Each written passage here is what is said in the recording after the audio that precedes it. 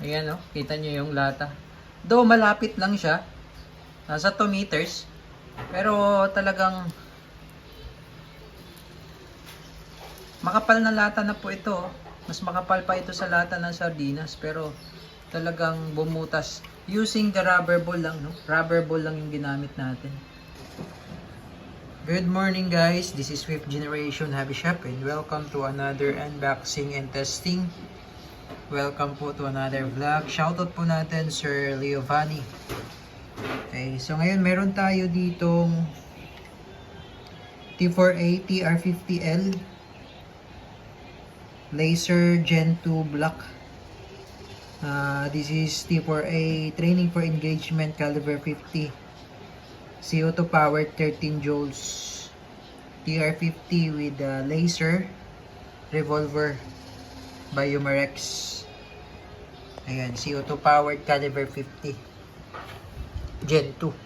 So bali ito po yung kanyang bala. This is the caliber 50 aluminum ball and this is the caliber 50 rubber ball. So compare natin sa 4.5mm steel ball. Ayan.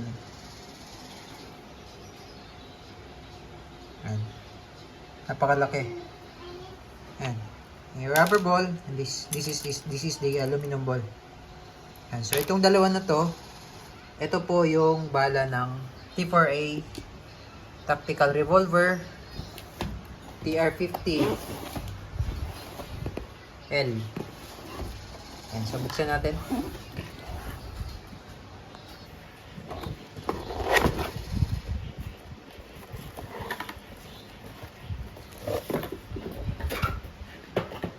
So, ito po yung revolver guys na 13 joules na merong laser. Ang kaibahan lang nito doon sa ating TR50 model ay yung laser lang. Ito yung TR50L, L stands for laser. So, yun lang naman po. Naka-fiber optic sight na rin po siya.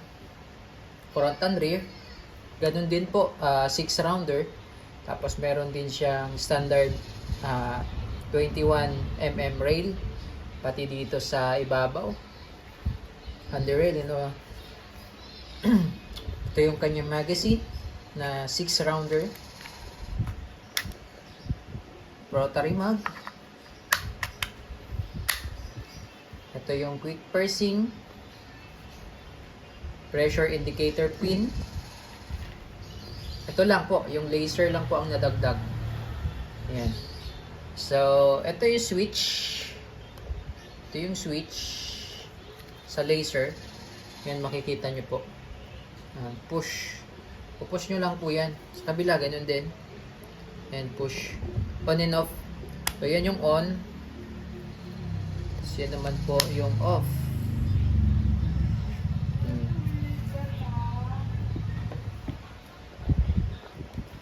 Okay, so bali meron siyang kasamang battery. Ito yung battery, 3 peraso. Saka yung allen. So para po malagyan ng battery sa ilalim, yan, pupush nyo lang po yan. Yan. Ayan. Ayan. So ito yung laser. Ang kulay po ng laser ay pula. Ayan. Tapos, open mo lang.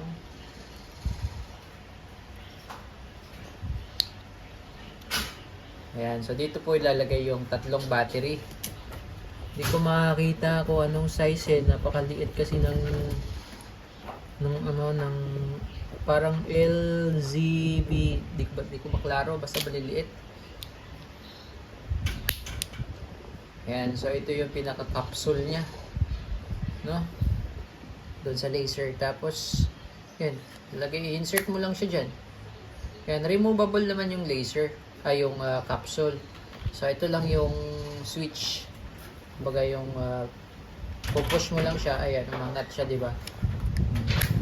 Ipupush mo lang ito, aangat yan. Yan. So, yun yung pagka hindi mo naman nilagyan ng laser, ganyan siya, butas. Yan yung capsule or sa laser. Tapos ito yung kanina, yung switch, no? Yan. Tutulak mo lang siya. Yan. On and off yun. So, ganun lang kasimple, di ba? Kagandahan, meron na siyang laser. So, kung magkakabit kayo ng another accessories, flashlight na lang. Pwede flashlight. Tapos, pwede nyo rin lagyan dito ng mini scope. Yung mini lang, para hindi naman siya bulky tingnan. Or yung red dot optic. Yan. So, ayun. Caliber 50, TR50L. So, maganda rin siya. Same lang sila sa TR50. Yun lang ang pinag-iba niya, yung laser. Okay? So, ngayon, ito, yung maglo-load tayo ng bala. Ang gamit natin ay the rubber ball. So, ganyan. So, sa paglo-load, sa kabila. Check nyo po yung gear niya sa harapan. Yan, hindi na, pag ipapasok mo siya, pwede naman, pero medyo masikip, no? Mas maganda, sa kabila mo siya ilalagay. Ito sa kabila. Yan.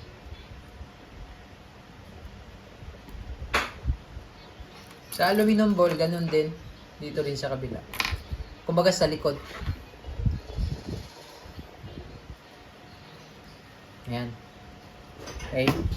Tapos, pag-load, ito yung harapan. Pasok mo lang siyang ganyan. Tapos, lock. Tapos, iikot nyo lang po. Isang beses nyo muna iikot na isang beses para mag-lock. Okay? Para yung trigger niya magla-lock at malambot i-trigger pull. Ngayon po, ito po yung quick pursing cap. Okay? So, meron po tayo ditong dalawang CO2. Ito yung propellant, ito yung cartridge niya. Ito yung hangin, kumbaga. Okay, so meron tayo ditong isang walang butas o yung hindi pa punctured, meron din tayong punctured na. So, ito, wala na tong laman kasi punctured na to. So, ngayon, itong ilalagay natin. Papakita ko lang sa inyo na once nilagay natin siya doon, at hinigpitan lang natin, hindi pa natin siya inactivate o hindi natin in-engage yung cap by striking this cap, yun yung magiging engagement niya to puncture the CO2. So hanggat hindi natin pinalo or ni-strike yung cap na to, hindi po mabubutas yung CO2. Or hindi siya mapapunctured katulad nito. So, ito yung punctured, no? Pakita ko lang sa inyo. Ito yung isa na bago. Ngayon, ang paglagay pa ganyan. Pasok mo lang to. Then, tama lang. Pagka nag-stop na, yun na yun. Yun na yung pinakahigpit niya. Huwag siya higpitan ng todo. Parang pagka alisin nyo naman yung cap, hindi kayo mahirapang magtanggal. Okay, sa ngayon, naka-standby lang siya. So ngayon, tatanggalin natin yung cap. Maipakita ko lang sa inyo na yung CO2 ay hindi pa punctured. Dahil hindi pa naman natin in-strike out. Ayan. So, ibig sabihin, kapag naka-standby lang yung CO2 dyan, at hindi mo in-strike out, o hindi mo pinalo yung quick pursing cap o yung QPC, ay hindi po makukonsume ang CO2. So kahit ilang taon po yan na nandyan yung CO2, hanggat hindi nyo pinapalo yung quick pursing cap, hindi po yan makukonsume. So yun yung kagandahan dito sa ating T4A. Unlike doon sa mga Glock natin na di allen siya, hindi pihit. So once na nilagay mo na siya doon at pipihitin mo na, no? Ihigpitan mo, kumbaga, mapapunctured na yun kasi. Unless kung ilagay mo lang at hindi mo pipihitin. Pero hindi siya quick pursing. Kung halimbawa kailangan mo siyang gamitin, kukuha ka pa ng allen, bipihit mo pa, no? Hindi katulad nito, papaluin mo lang to in a split of 1 second lang. magagamit mo na kaagad yung unit o yung air gun. So ngayon, makikita nyo po na nakalubog pa yung indicator or yung pressure indicator pin. Dahil nga hindi pa naman natin siya in-strike or hindi natin siya pinalo. Pero once napaluin ko na to, halimbawa, kailangan nyo nang gamitin yung air gun, paluin mo lang siya, aangat yan. Okay? And then take note, once na engage na, at once na punctured na yung CO2, kailangan nyo pong gamitin agad. Kailangan nyo pong iputok agad.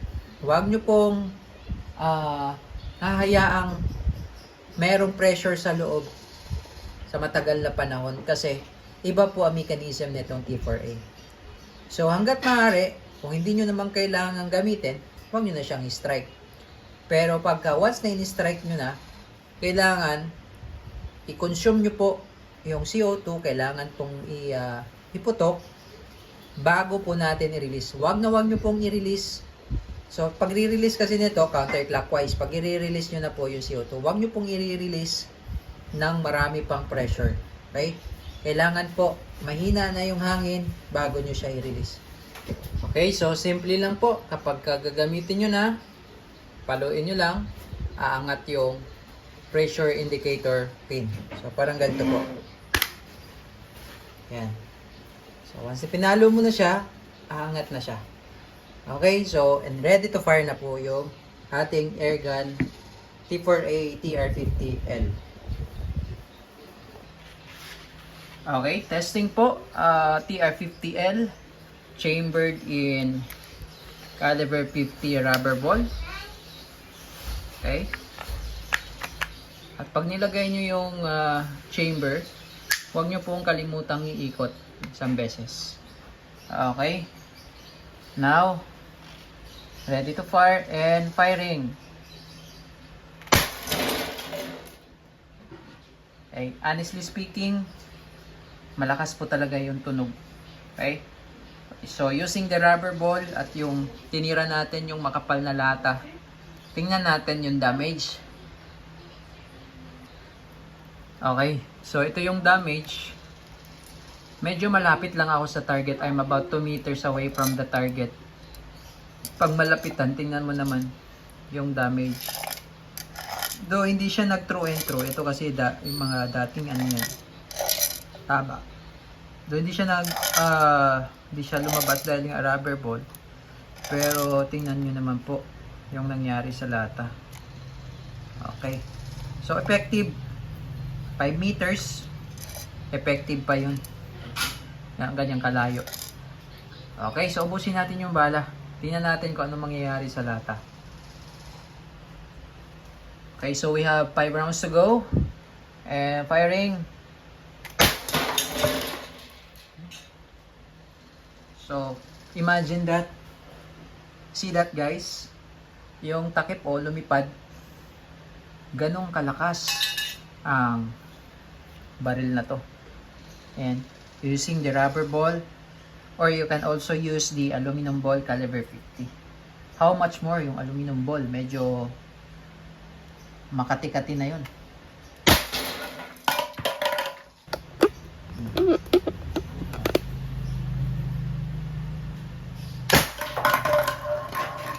Ayan o, kita nyo yung lata.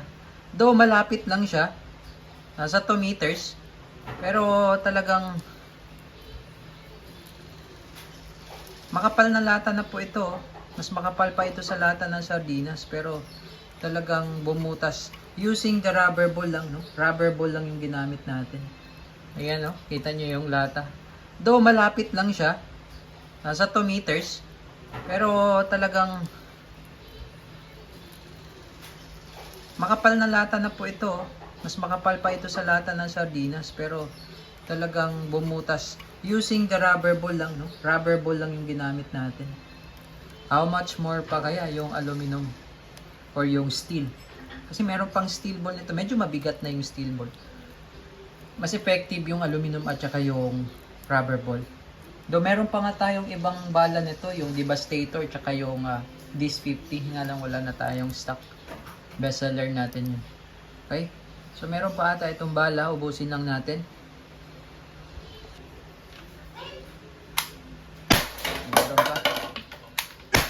na lang. Okay, so wala na. So ngayon po, mapapansin nyo malakas pa siya, ano? So naka 7 shots pa lang tayo kasi yung isang putok wala na yung laman eh. Pampito. Okay, so ngayon po, Magre-reload po tayo. okay? Once na activated na kasi yung CO2, hindi mo siya pwedeng i-release kaagad ng malakas pa. Okay, so ito palang rubber ball, pwede mo siyang i-reuse hanggat di pa basag o di pa yung kaya pa namang gamitin, pwede siyang i-reuse. So yung isang CO2 good for 12 shots, lakas pa yun. So ito pangalawang load natin. So another 6 rounds, dito na lang tayo sa box. Okay, so maganda yung groupings. Ayan, no? Dikit-dikit. So naka 12 na tayo. So pwede nating i-dry fire. After 12 shots, mahina na siya. 13 shots. Actually, pang 14 na yun kasi kanina tintok natin walang bala. 15. 16. Okay, 16. Hanggang 16 lang. Pero yung dalawang magazine, dalawang reload pala. 12. Then, dry fire mo lang ng 3 putok. Pwede mo na siyang i-release. Yan. Kumbaga ito, iikutin mo lang counterclockwise. Yan. Bumalik na siya sa dati, yung indicator pin. So, wag nyo siyang i-release. Wag nyo siyang iikutin ng hanggat marami pang hangin. Okay? Dahil pwedeng sumabog yung internal. Okay? So, just in case naman na gagamitin nyo ulit, pahingan nyo lang ng mga about 2 minutes bago nyo siya lagyan ulit ng CO2. Okay? So, yun. Napakagandang unit. T4A TR50L. Caliber 50. Kita nyo naman yung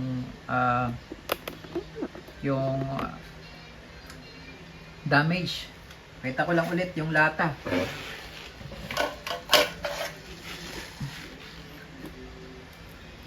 Ayan, oh. So, talagang